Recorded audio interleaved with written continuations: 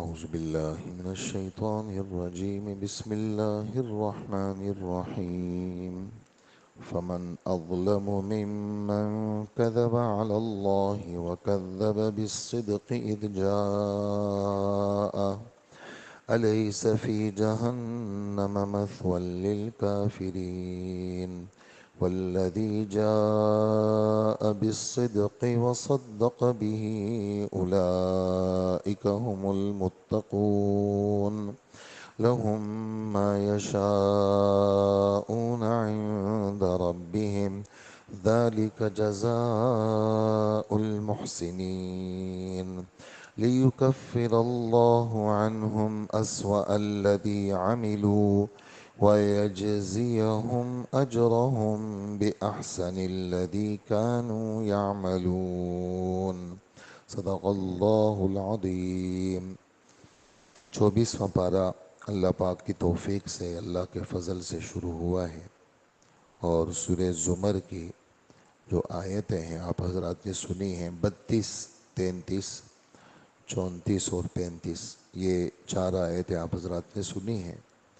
مضمون ان آیتوں کا پچھلا ہی مضمون ہے، جس میں کفر کی مذمت کا بیان ہے کہ ایک آدمی ایک ہی کا غلام ہے تو وہ آدمی راحت میں رہے گا، تو جو آدمی ایک اللہ کو مانے گا وہ آدمی راحت میں رہے گا، اور ایک آدمی بہت سارے لوگوں کا غلام ہے تو وہ پریشان رہے گا۔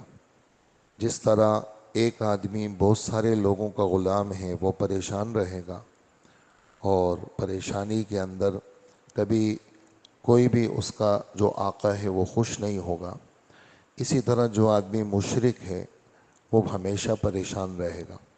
تو ان آیتوں میں ہمارے رب یہ والی بات فرماتے ہیں کہ فمن اظلم ممن کذب علی اللہ، اب بتاؤ کہ اس شخص سے بڑا ظالم کون ہوگا جو اللہ پر جھوٹ باندھے۔ اللہ پر جھوٹ باندھنے کا مطلب کیا ہے؟ اللہ کے ساتھ غیر کو شریک کرے۔ اللہ پر جھوٹ باندھنے کا مطلب کیا ہے؟ اللہ کے لیے اولاد قرار دے، نعوذ باللہ۔ حدیث میں آتا ہے، اللہ پاک فرماتے ہیں، حدیث قدسی ہے۔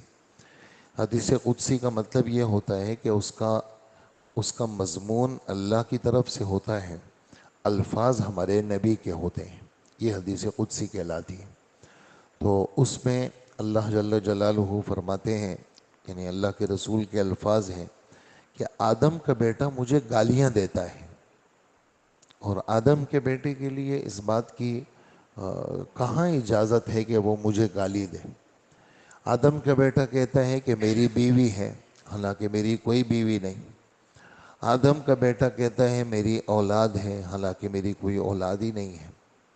آدم کا بیٹا مجھے جھٹلاتا ہے، جھوٹا بتاتا ہے کہ میرے ساتھ غیر کو شریک کرتا ہے، حالانکہ میں ایک ہوں، انا الاحد الصمد، میں ایک ہوں، میں بے نیاز ہوں، اور میری کوئی اولاد نہیں ہے، میں کسی کی اولاد نہیں ہوں۔ تو مجھے جھوٹا بتاتا ہے وہ، اور مجھے آدم کا بیٹا گالیاں دیتا ہے، اور آدم کے بیٹے کو اس بات کی اجازت ہی نہیں ہے کہ وہ مجھے گالیاں دے۔ تو اس سے بڑا ظالم کون ہوگا جو اللہ پر جھوٹ باندھے، یعنی اللہ کے ساتھ غیر کو شریک کرے۔ اللہ پر جھوٹ باندھے یعنی اللہ کے لیے بیوی قرار دے، اللہ پر جھوٹ باندھے یعنی اللہ کے لیے اولاد قرار دے، اللہ پر جھوٹ باندھے وہ صفات جو اللہ کے لیے مناسب نہیں ہیں وہ اللہ کے لیے قرار دے۔ جو چیزیں اللہ کی شان کے ساتھ نہیں لگتی وہ اللہ کی شان کے ساتھ جوڑے۔ تو یہ ایسا آدمی جس کے سامنے سچ کی کوئی حیثیت ہی نہیں ہے، ایسا آدمی جس کے سامنے سچ کی کوئی حیثیت ہی نہیں ہے، تو ایسا آدمی سے بڑا ظالم کوئی نہیں ہے۔ تو یہ تو وہ ہوا، اور جب سچی بات اس کے پاس آئے تو اس کو بھی جھٹلا دے، یہ بھی ظالم ہے۔ ایک تو خدا پہ جھوٹ بولا، خدا کے لیے غلط چیزیں قرار دی۔ ایک سچا آدمی آیا، اس نے لا الہ الا اللہ کی بات کی، اس نے کہا تم جھوٹ بولتے ہو۔ نبیوں کے قصے جو قرآن پاک کے اندر ہیں، نبیوں کو کیا کیا سننے کو ملا ہے۔ خود ہمارے نبی کو نعوذ باللہ پاگل کہا، ہمارے نبی کو جھوٹا کہا، ہمارے نبی کو کیا کچھ نہیں کہا. یعنی اتنی سچی شخصیت کہ 40 سال ان میں رہے اور اچھے سے اچھا، یعنی سمجھدار ہو، مالدار ہو، غریب ہو، سب اللہ کے رسول کو سچا بھی کہتے تھے اور امانت دار بھی کہتے تھے. لیکن جب ہمارے نبی نے لا الہ الا اللہ کی بات کی تو اپنے گھر کے لوگ، یعنی سگا چچا، یہ ابو لہب اللہ کے رسول کا چچا تھا، اور اس نے یہ جو نازیبہ الفاظ کہے، اس نازیبہ الفاظ میں ہمارے رب نے سورت اتاری. وہی نازیبہ الفاظ جو اس نے ہمارے نبی کے لیے کہے تھے، اللہ نے ابو لہب کو سنائے. تبت یدا ابی لہب و تب. ہاں، اللہ پاک ابو لہب کے دونوں ہاتھوں کو ٹکڑے ٹکڑے کر دے، تباہ و برباد کر لے ابو لہب کو. اس نے یہ الفاظ ہمارے نبی کو کہے تھے. تو اس سے بڑا ظالم کون ہوگا کہ جب حق آیا اس نے حق کو جھٹلا دیا کہ مجھے حق نہیں چاہیے. جو جس آدمی کے سامنے یعنی سچ کی کوئی حیثیت نہیں ہے تو اس سے بڑا ظالم کوئی بھی نہیں ہے، اور ایسا آدمی کافر ہے، اور کافروں کا ٹھکانہ دوزخ ہے. الیس فی جہنم مثوی للکافرین. کیا ایسے کافروں کے لیے دوزخ کا ٹھکانہ کافی نہیں ہوگا؟ یعنی کافی ہوگا. اور جو لوگ سچی بات لے کر آئیں، خود بھی سچ مانے. جو لوگ سچی بات لے کر آئیں، کون لے کے آتا ہے؟ نبی لے کے آتے ہیں. اور اس سچی بات کو سچا مانے، کون مانتا ہے؟ مومن مانتے ہیں. والذی جاء بالصدق. وہ ذات جو سچ لے کے آئی، کون لے کے آتا ہے؟ نبی لے کے آتا ہے. وصدق بھی. وہ آدمی جس نے اس سچ کو دل سے سچا مانا، وہ کون ہے؟ وہ مومن ہے. تو ایسے کون ہیں جو دل سے آسمانی باتوں کو سچا مانتے ہیں؟ اولئک ھم المتقون. ایسے لوگ پرہیزگار ہیں، چونکہ ان کے دل میں ایمان آ گیا. اور جس کے دل میں ایمان آ جائے، چونکہ ایمان کا تعلق انسان کے دل کے ساتھ ہے. دل سے اللہ کے رسول کی باتوں کو سچا تسلیم کرنا، اس کو ایمان کہا جاتا ہے. مومن مصدق، مومن تصدیق کرنے والا، دل سے سچا ماننے والا. ایمان کا تعلق دل کے ساتھ. تو ایسے آدمی کو اللہ پاک متقی بنا دیتے ہیں، پرہیزگار، اور اس کی پوری زندگی اللہ سے ہی گزارتے ہیں. اور ایسے لوگوں کے لیے کیا ہے؟ اپنے پروردگار کے پاس ہر وہ چیز ملے گی جو وہ چاہیں گے، یعنی جنت کے اندر. اس دنیا کے اندر اللہ پاک ان کو سکون دیں گے. سارے حالات ہونے کے باوجود ان کا دل مطمئن ہوگا. یہ ایمان کا خاصہ ہے. یعنی آپ نے نماز پڑھی، بہت ساری چیزیں ہم سب کے ساتھ لگی ہوئی ہیں، اور دل دماغ میں بہت ساری چیزیں ہیں اس وقت، لیکن نماز پڑھنے کی وجہ سے بہت ساری چیزیں اللہ دبا دیتے ہیں، اور آدمی کا دل ایک پرسکون ہو جاتا ہے.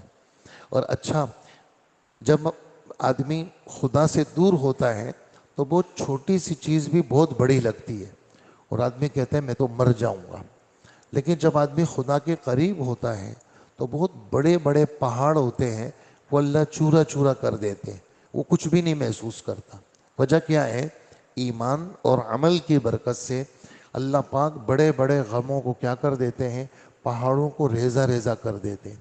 اور ایمان اور عمل میں جب کمزوری ہوتی ہے تو چھوٹا سا ذرہ بھی تکلیف دیتا ہے، اور آدمی کے لیے وہ معمولی سا کانٹا بھی چبھ جاتا ہے اس کو.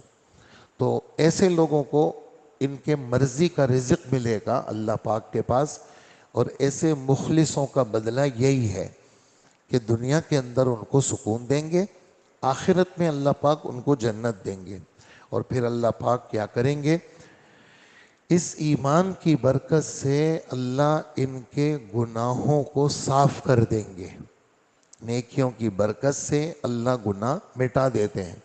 ہمارے رب قرآن پاک میں 12ویں پارے میں فرماتے ہیں، اقم الصلاۃ طرفی النہار وزلفا من اللیل. نماز کا اہتمام کرو دن کے دونوں سروں میں، دن کے دونوں سروں میں. دونوں سرے کون سے؟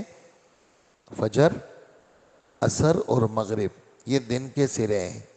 وَالزُّلَفًا مِّنَ اللَّيْلِ، وَالزُّلَفًا مِّنَ اللَّيْلِ، اور رات کے کچھ حصے میں. تو عشاء کی نماز آ گئی، عشاء کی نماز آ گئی. ظہر کا ذکر کہیں اور پر ہے.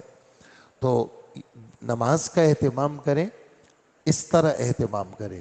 اور یہ بات سن لیں، ان الحسنات یذہبن السیئات، بے شک بات ہے نیکیاں گناہوں کو صاف کر دیتی ہیں. ذالک ذکر للذاکرین، یہ نصیحت ہے نصیحت ماننے والوں کے لیے کہ نیکیوں کے ذریعے سے اللہ گناہ ختم کرتے ہیں. حضرت ابو ذر رضی اللہ عنہ، ان کو ہمارے نبی فرما رہے ہیں کہ ابو ذر، اذا عملت سیئۃ فاتبعها حسنۃ تمحوها، کہ کوئی غلطی ہو جائے نا فوراً نیکی کر لو تاکہ یہ نیکی اس گناہ کے اثر کو دھو دے، ختم کر دے. تو حضرت ابو ذر فرماتے میں نے پوچھا اللہ کے رسول، لا الہ الا اللہ بھی نیکی ہے؟ تو اللہ کے رسول نے فرمایا یہ تو افضل نیکی ہے. جب تم کلمہ پڑھو گے اللہ اس کی برکت سے گناہ صاف کر دیں گے. تو اللہ پاک کیا کریں گے؟ برے کاموں کو صاف کر دیں گے، اور جو انہوں نے عمل کیا ہے اس سے اچھا بدلہ اللہ پاک دے دیں گے. جو دنیا میں عمل کیا تھا اس سے اچھا بدلہ جنت کی صورت میں، اللہ کی رضامندی کی صورت میں، اللہ کے دیدار کی صورت میں وہ اللہ جل جلالہ عطا فرمائیں گے. یہ چوتھی آیت ہو گئی، تاکہ انہوں نے جو برے کام کیے تھے اللہ پاک اس کا کفارہ کر دے. نیکیوں کی وجہ سے برے کاموں کا کفارہ ہو جاتا ہے، اور جو بہترین کام کرتے رہے تھے اللہ پاک اس کا ثواب ان کو جنت کی صورت میں، اپنی رضامندی کی صورت میں عطا فرمائیں گے. اللہ پاک مجھے بھی آپ کو بھی نیکی میں لگنے والا بنائے اور گناہوں سے بچنے والا بنائے. الحمدللہ رب العالمین.